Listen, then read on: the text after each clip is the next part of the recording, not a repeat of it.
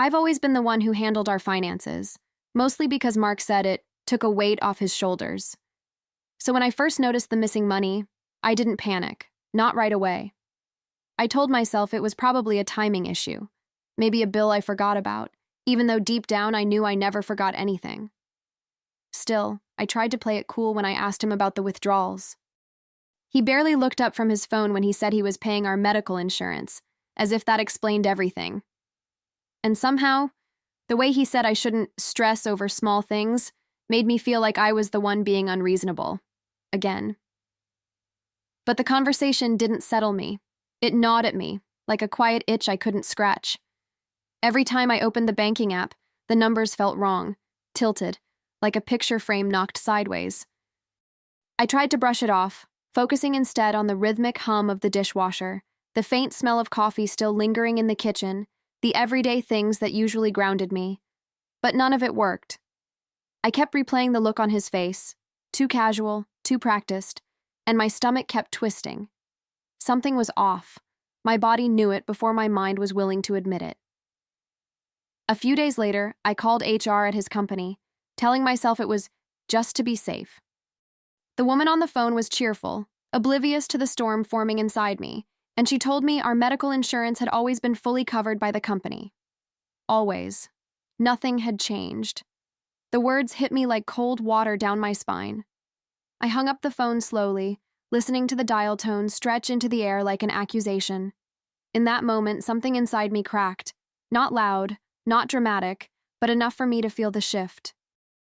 A quiet, rising dread that whispered, "He's lying.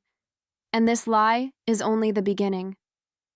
After that call, I couldn't unhear her voice in my head, bright and certain, telling me everything Mark said was a lie.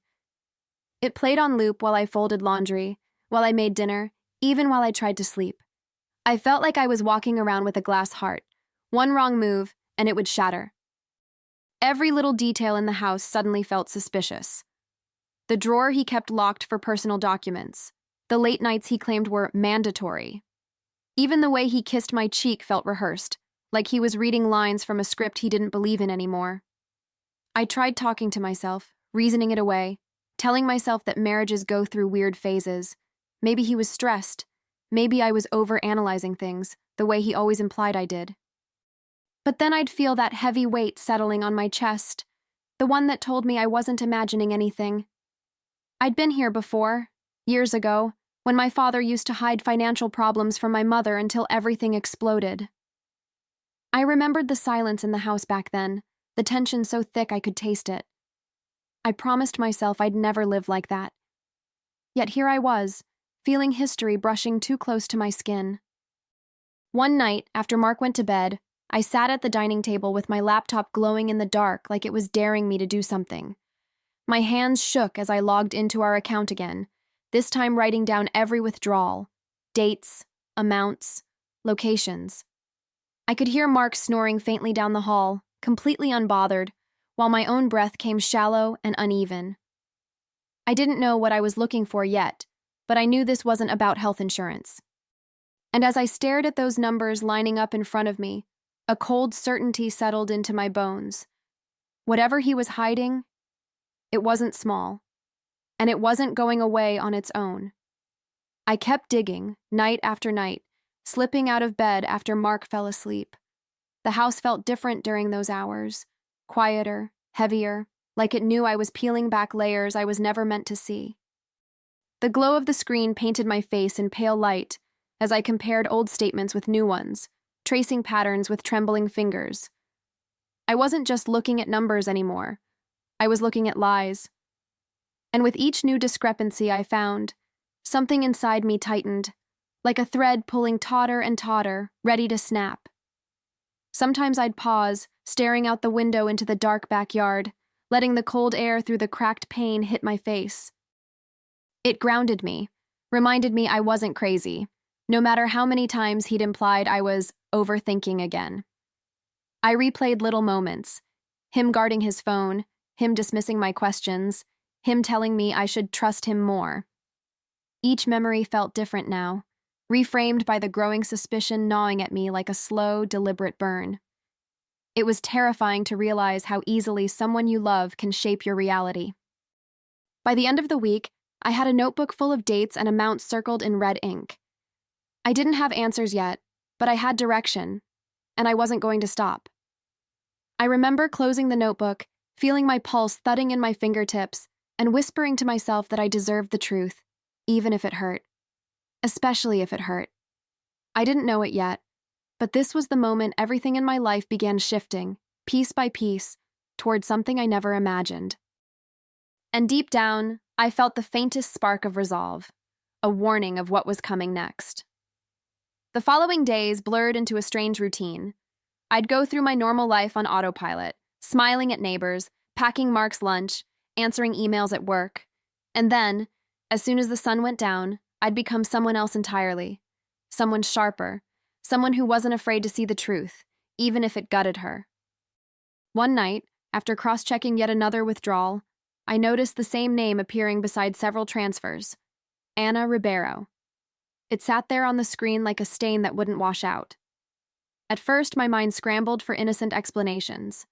Maybe she was a physical therapist, a dental hygienist, some random contractor Mark forgot to mention. But as I stared at the name, something cold crawled up the back of my neck. It wasn't just the regularity of the payments, it was the amounts. They were too specific, too consistent, too much like support.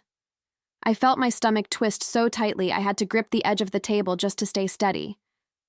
The kitchen around me felt suddenly unfamiliar, the hum of the refrigerator too loud, the overhead light too bright, the air too thin. I typed her name into social media with hands that barely felt attached to my body. When her profile popped up, the first thing I saw was a toddler, maybe 4 years old, laughing in a backyard kiddie pool. My breath hitched. There, in his smile, was Mark. The same dimple, the same eyes that crinkled in the exact same way. For a moment, everything inside me went silent. It was like time thinned, stretched, and then dropped me into a reality I didn't recognize. I wasn't imagining things. I wasn't overthinking. I was staring at the face of my husband's secret. I don't know how long I sat there staring at that little boy's face, feeling my heartbeat echo in my ears. It wasn't just shock. It was something deeper, heavier, like grief curling itself around my ribs. My hands were cold, but my face burned hot, and for a moment I thought I might actually be sick. I kept blinking, hoping the resemblance would disappear, that maybe I was just tired, maybe the dimple wasn't really the same. But every time I looked back, the truth stared right at me, innocent and undeniable. Pictures kept loading as I scrolled. Birthdays, park outings, little moments that should have been private, but also moments that looked painfully intimate. Moments Mark should have shared with me, but he had shared them with someone else's child, and with someone else. I felt something inside me fissure, a quiet tear that released years of doubt I didn't even know I was carrying. Scenes from my marriage began replaying in jagged flashes, the nights he came home late, the shirts smelling faintly of unfamiliar perfume, the times he brushed off my questions with that condescending smile that made me feel crazy. Suddenly, all those moments reshaped themselves into a pattern I wished desperately I didn't recognize. This wasn't new. This wasn't recent. This betrayal had a timeline, 4 years long, documented in tiny moments he never meant for me to see. I closed my laptop gently, as if slamming it shut would make the truth louder, and in the dim silence of our dining room, I whispered, "How long have you been lying to me?" My own voice sounded foreign, hollow. I didn't know it then, but I was grieving the version of my life I thought I had. That night, I couldn't bring myself to crawl into bed beside him. I stood in the doorway for a moment, watching him sleep, peacefully, obliviously, and felt a chill wash over me. How could he look so relaxed while living a double life? How could he breathe so easily while my lungs felt like they were folding in on themselves? I ended up sleeping on the couch, wrapped in a blanket that still smelled faintly of fabric softener, trying to hold myself together while my world quietly cracked. In the early morning before he woke, I opened my laptop again. I needed more than guesses and screenshots. I needed certainty. I went through months of statements, mapping each transfer, aligning them with the child's birth year. Every line confirmed what my heart already understood. He had been paying support since the boy was born. 4 years of lies, 4 years of secret payments, 4 years of looking me in the eyes while hiding a whole other life. My fingers trembled as I wrote down the dates in my notebook, circling them like wounds I needed to trace over and over. By the time the sun started to rise, painting the kitchen in a soft orange glow, something inside me shifted. The despair was still there, raw, aching, but it was no longer alone. Right beneath it, quiet but fierce, a new feeling was forming. Resolve, determination, a kind of emotional sobriety that stripped away every excuse I had made for him. I wasn't done digging. I wasn't even close. If he thought I was the kind of woman who would let this pass, he didn't know me at all. And as awful as this revelation was, I could feel something awakening in me, something that would shape everything that came next. I woke up the next morning feeling hollow, like someone had scooped out the person I used to be and left just the shell. Still, I moved through the house as if nothing had changed, making coffee, opening curtains, pretending to breathe normally. When Mark finally wandered into the kitchen, rubbing his eyes and complaining about his rough night, I felt a wave of nausea rise in me. Rough night. He had no idea. He kissed my cheek like he always did, a gesture that once made me feel loved but now made my skin crawl. I watched him pour cereal into a bowl, the clinking sound suddenly grating. That was when I decided I couldn't keep pretending. Not completely. I had to confront him, but not with the explosive fury he probably expected. No, I needed him off balance. I needed him to reveal the kind of man he really was when cornered. So I asked, lightly at first, why he kept withdrawing money for the medical insurance. I watched the muscles in his jaw tighten just slightly before he repeated the lie, word for word, as if he had rehearsed it. He even sighed dramatically, saying I shouldn't turn this into something it isn't. The audacity of it almost stole my breath. I could feel my hands shaking under the table, but my voice stayed steady, unnervingly so. I told him I'd called his company. I told him HR said the insurance had always been covered. For a split second, panic flashed across his face before he tried to bury it beneath annoyance.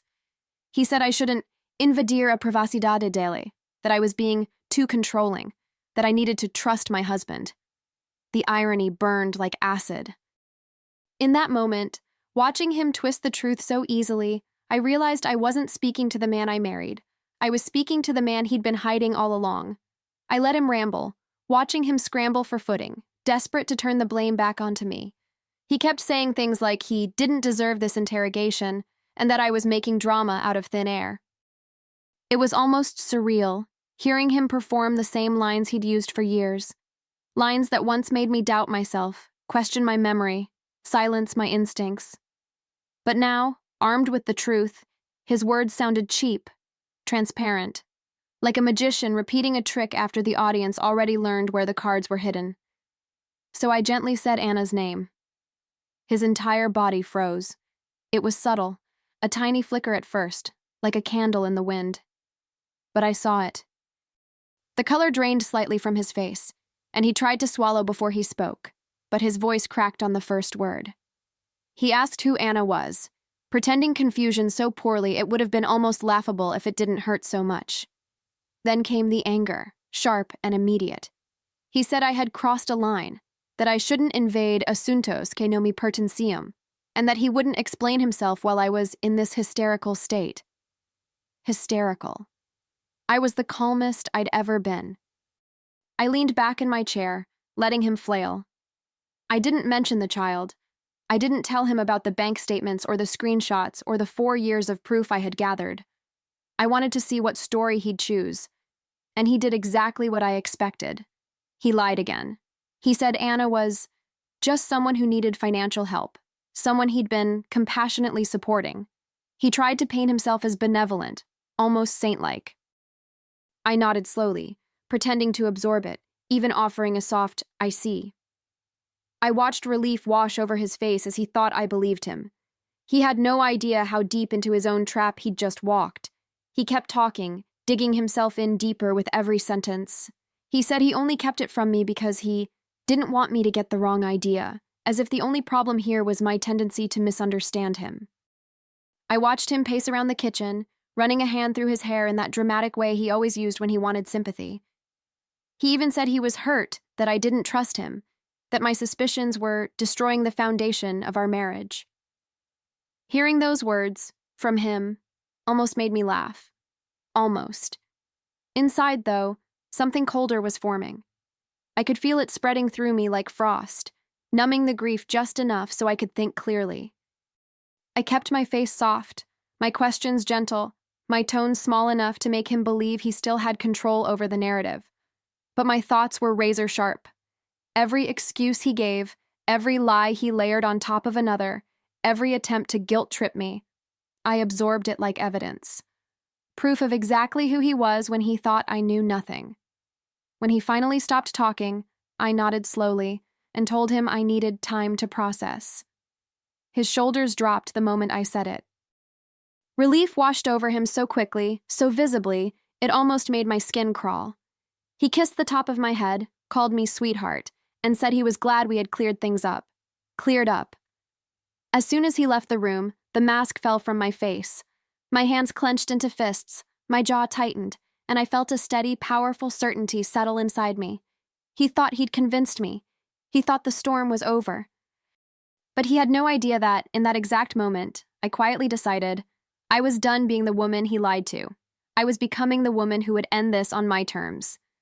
After that conversation, something inside me shifted permanently. I stopped looking for comfort in his words and started looking for clarity in his actions. Every night, once he fell asleep, I went back to my investigation. Not frantically, not emotionally, but with a calm, focused precision I didn't even know I had. I revisited statements, cross-checked dates, and gathered screenshots as if preparing for a trial. In a way, I was. The dining table slowly turned into a battlefield. Notebooks, highlighters, folders lined with truth he never meant for me to find. I knew I needed proper guidance, so I reached out to an attorney friend. Not directly, of course. I framed it as a hypothetical situation about someone I knew. She didn't question it. She just explained, in clear clinical terms, how hidden dependence could affect taxes, marital assets, and legal responsibility. Her voice was calm, practical, almost soothing, but every word felt like a dagger carving deeper into the reality I was uncovering. By the time I hung up, I understood exactly how serious Mark's secret really was. This wasn't just infidelity. This was fraud. Deception woven into every corner of our marriage. With each piece of information I collected, I felt myself growing steadier, stronger. It was strange. The betrayal hurt, yes, deeply, but the truth also straightened my spine in ways his love never had. I realized I wasn't gathering evidence to confront him anymore. I was gathering evidence to free myself. And somewhere between the highlighted bank statements and the legal notes scribbled in the margins, I recognized a version of myself I hadn't seen in years. A woman who could think clearly, stand firmly, and fight quietly. A woman who was no longer afraid of the truth. Eventually, the investigation led me somewhere I hadn't expected, directly to Anna. For days I debated whether I should reach out. Part of me wanted to stay away, to avoid seeing the face of the woman who'd participated in dismantling my marriage. But another part, the part that needed answers, real answers, knew I couldn't move forward without hearing her side. So I messaged her, simply asking if we could talk. No threats, no accusations, just a request. She responded within minutes, agreeing to meet at a small cafe across town. Walking into that cafe felt like walking into another life. The air was thick with the smell of strong espresso, and the soft clinking of cups filled the otherwise quiet space. Anna sat in the corner, her posture tense, her eyes darting toward the door every few seconds. When she realized it was me, she straightened as if bracing for impact. I surprised her by sitting calmly, folding my hands on the table and speaking gently. I told her I knew about the money. I told her I knew about the child. I didn't mention anger, only truth. She hesitated at first, but then something in her expression softened, like she'd been carrying her own burden and finally had a chance to set it down. She admitted in a low, almost shaky voice that she did know Mark was married. From the beginning. She said he told her he was emotionally trapped, that I was cold, that I didn't care about him anymore, that he was planning to leave me as soon as the time was right. The words sliced through me, each one a fresh wound layered on top of the others. But what struck me most wasn't what she said, it was how exhausted she looked saying it. I realized then that we were both victims of the same man, just in different ways. She had been fed a fantasy. I had been fed a lie, and somewhere between those two worlds, he had built a life that belonged to neither of us. When our conversation ended, I walked out into the cool air feeling hollow but strangely clear-headed. Anna didn't give me closure. She gave me confirmation. And now that I knew the whole truth, I finally knew exactly what I needed to do next. Leaving the cafe, I felt a strange calm settle over me, the kind that follows a storm you survived without realizing how strong you were. The air outside was crisp, carrying the faint scent of rain on pavement, and for the first time in weeks, I felt like I could inhale fully. I walked slowly to my car, letting everything Anna said echo through me, not to torture myself, but to understand the entire picture. Mark hadn't just deceived me. He had crafted two narratives, two identities, two versions of himself, depending on who was listening. And now that I had both sides, his lies had nowhere left to hide. That night, I spread all my evidence across the dining table again. The bank statements, the screenshots, the timeline of payments, even the notes from my attorney friend. But this time, I wasn't anxious or shaky. I was steady, methodical. I arranged every piece in order, like assembling the final fragments of a puzzle I was now ready to finish. The overhead light buzzed softly, illuminating the papers with a sterile glow, and I realized how symbolic the scene felt. My truth laid out plainly, no longer tangled in excuses or hope. I knew the next step wasn't just confrontation, that had already happened, and he'd chosen lies over honesty even when cornered. No, the next step was accountability. Real, legal, unavoidable accountability. I pulled out a fresh folder and began assembling everything I'd take to the lawyer. Dates, amounts, discrepancies, proof of deception during the marriage. Every paper I slid into that folder felt like reclaiming a piece of myself he'd chipped away over the years. And by the time I closed it, pressing the cover flat with both hands, I understood something with absolute clarity. I wasn't preparing for a fight. I was preparing for my freedom. And he wasn't going to see it coming. The morning I set everything in motion felt eerily ordinary. I brewed coffee, fed the cat, opened the blinds, all the tiny rituals that once made our home feel warm. But now I moved through them with a quiet purpose, like someone performing the last steps of a ceremony. Mark sat at the kitchen table scrolling through his phone, completely unaware that the life he'd built on lies was about to collapse. When he looked up and smiled at me, I felt nothing. Not anger, not sadness.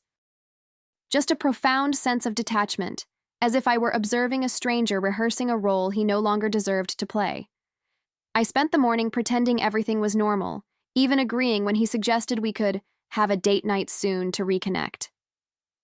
Reconnect. I almost choked on my own breath, but I nodded sweetly, letting him believe I was still the soft, forgiving woman he thought he could manipulate indefinitely. Meanwhile, the folder with all the evidence sat neatly inside my tote bag, resting against my hip like a quiet promise. In just a few hours, I would walk into my lawyer's office and start dismantling the version of our life he insisted was real. As afternoon approached, I told him I had errands to run. He barely looked up, mumbling something about needing to work late. That was his final lie to me. Casual, effortless, spoken without hesitation. I watched him adjust his tie in the hallway mirror, the same mirror where I once stood beside him believing we were building a future together. Now, all I could see was the reflection of a man who mistook my silence for weakness. When he finally walked out the door, I exhaled slowly, feeling the weight of the moment settle into my bones. It was time. The law office felt colder than I expected. Not unwelcoming, just stark, the kind of place where truth is stripped down to facts and paperwork. The receptionist offered me water, but my hands were too tight around the folder to accept it. When my attorney, Marcia, greeted me, her voice was steady and grounding, like an anchor in a storm I'd been weathering alone for far too long. We sat in her office, the blinds half closed, sunlight filtered into long pale stripes across her desk. I laid everything out in front of her, the transfers, the timeline, the screenshots, the notes. Watching her eyebrows slowly rise as she scanned the documents made everything feel painfully real. Marcia didn't sugarcoat anything. She told me directly that Mark's deception could carry serious legal consequences, especially regarding marital assets and undeclared dependents. Hearing those words was strangely empowering. It wasn't vengeance I felt, but validation. I hadn't imagined the betrayal. I hadn't exaggerated the lies. They were right there in black and white, and now someone else could see them too. Marcia began outlining the next steps: filing for divorce, documenting financial misconduct, securing my share of assets before he could try to move anything. Her professionalism gave me clarity, a kind of emotional oxygen I hadn't realized I was starving for. By the time she drafted the initial documents, my pulse had steadied. She slid them across the table toward me, crisp pages that signified the official beginning of the end. My signature looked strangely confident, almost elegant, like a declaration rather than a plea. When we finished, Marcia asked if I wanted her present when I confronted Mark with the papers. I shook my head. This part, I needed to do alone. Walking out of her office, I felt lighter. Not happy, not victorious, but undeniably lighter. The kind of lightness that comes when you finally stop carrying a burden that was never yours to hold in the first place. I got home before Mark, which gave me time to prepare the space. Not dramatically, not vengefully, just intentionally. I placed the signed divorce papers on the dining table, neatly stacked beside the folder of evidence. The same table where I'd eaten meals with him, laughed with him, listened to his stories, and quietly uncovered the truth he thought I'd never find. The house was still, almost holding its breath with me. Even the ticking clock on the wall sounded louder, each second pulling me closer to the moment everything would finally unfold.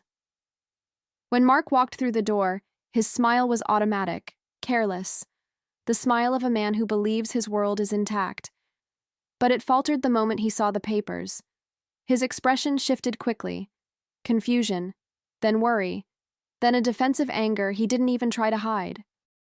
He asked what this nonsense was, saying I was blowing things out of proportion. But when he reached for the folder and saw the first page, a bank statement with repeated payments to Anna, the color drained from his face. He stuttered something about explanations, about misunderstandings, about me ruining everything for no reason. His voice cracked on that last line. I didn't raise my voice. I didn't cry. I simply told him the truth, that I knew about the child, that I knew how long he'd been lying, and that I knew the medical insurance excuse was nothing but a flimsy attempt to cover the withdrawals. He begged, not for forgiveness, not really, but for secrecy. He said I didn't have to destroy his life, as if mine hadn't already been gutted by his choices. I watched him unravel, watched the weight of his lies collapse onto him all at once.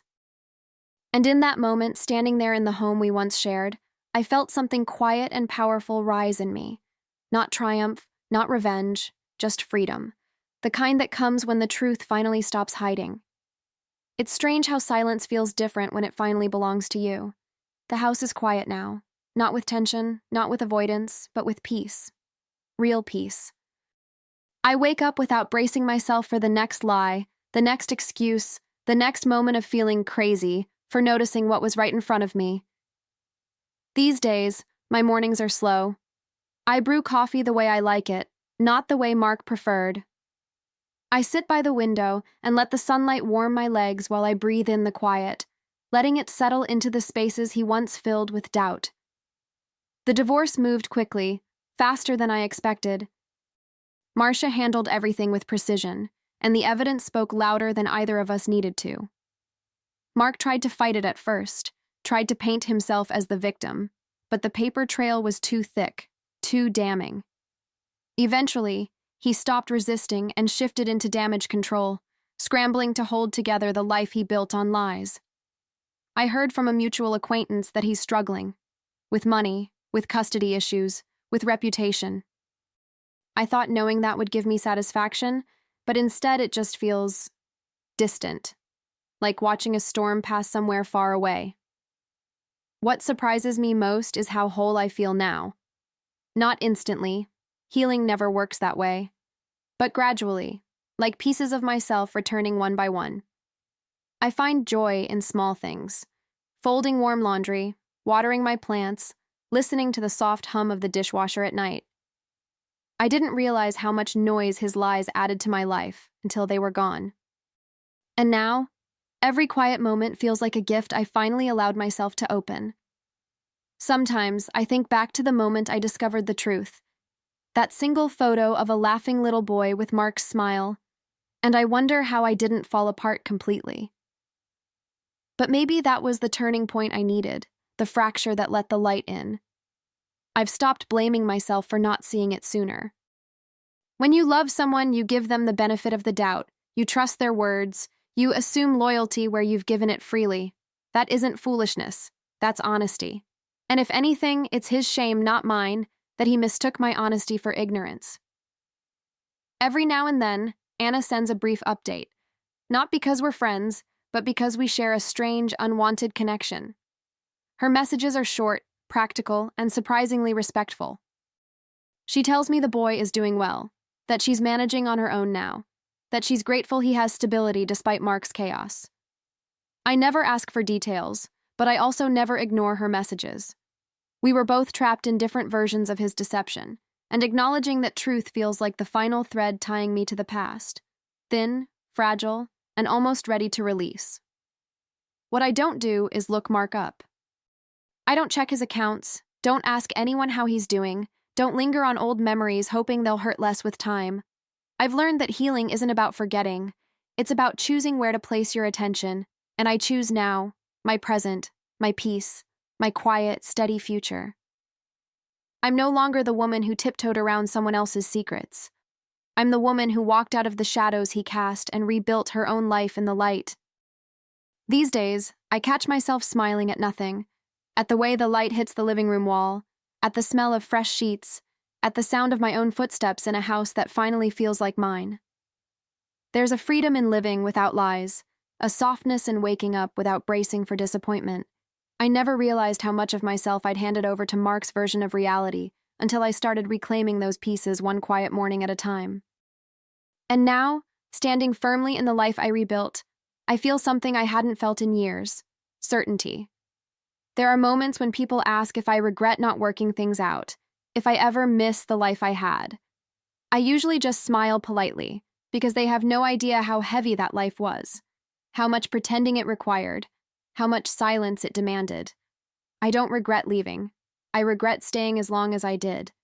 But even that regret has softened into something else: understanding. I stayed because I believed in us. I left because I finally believed in myself. And that's the real ending of this story. Not the divorce, not the confrontation, not the revenge he never saw coming. The real ending is me, sitting here with a heart that's no longer breaking, a mind that's no longer doubting, and a life that's finally aligned with the woman I always was beneath the hurt. He didn't destroy me. He revealed me. And I'm done carrying his secrets. I'm done living in his shadow. This time I get to walk forward on my own terms, and the path ahead has never looked clearer.